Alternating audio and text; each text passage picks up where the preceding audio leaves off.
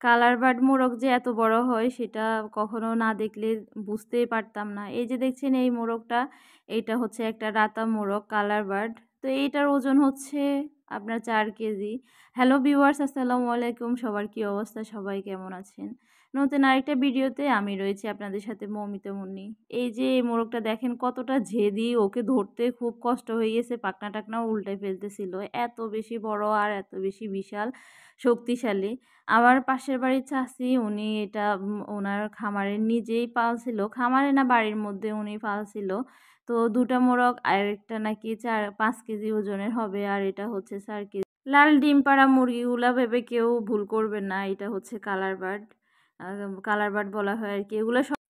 এগুলা হচ্ছে সর্বোচ্চ আপনার হয় আরকি ৭০০ গ্রাম, ৮০০ গ্রাম বা ১ কেজি ১০০ গ্রাম এরকম হয়। এগুলা দিয়ে আরকি রোস্ট করা হয়। এই যে আম্মু আর ছোট মেয়ে বোন মিলে কেটে কুটে পরিষ্কার করে নিল।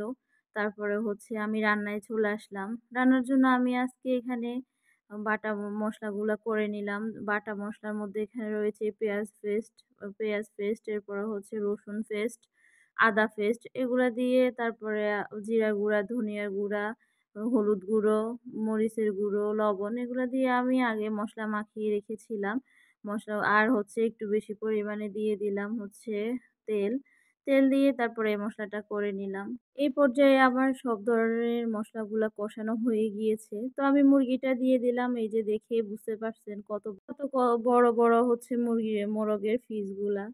এই যে বেশ কিছুক্ষণই রান্না করতে হবে। এগুলো একটু শক্ত অ হম একটু যেহেতু বয়স হয়েছে অবশ্যই বড় মোরগ কষানো বেশি করে লাগবে।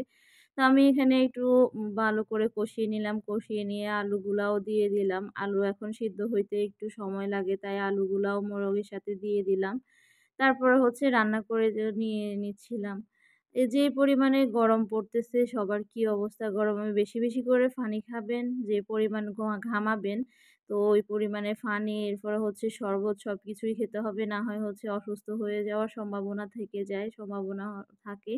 তো সেজন্যই একটু বেশি পরিমাণে শরবত পানি খেতে হবে। তো এখানে আমি আবার একটু টমেটো দিয়ে দিলাম। টমেটো দিয়ে আবার নাড়াচাড়া করতেছিলাম।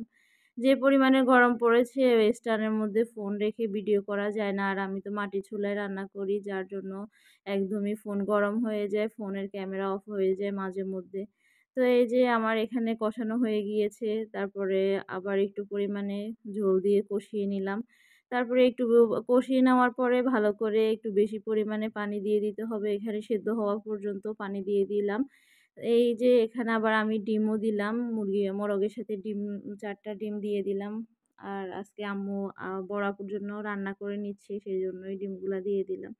তো এই যে আপনাদের সাথে কথা বলতে, বলতে রান্নাগুলা হয়ে গিয়েছে। দেখতে যেমন সুন্দর হয়েছে কালার আর খেতেও অনেক বেশি মজা হয়েছে। আলহামদুলিল্লাহ বড় মোরগ খেয়ে অনেক বেশি তৃপ্তি পেলাম। তো সবাই ভালো থাকবেন, সুস্থ থাকবেন। অবশ্যই লাইক, কমেন্ট করে পাশে থাকবেন, সাপোর্ট করবেন।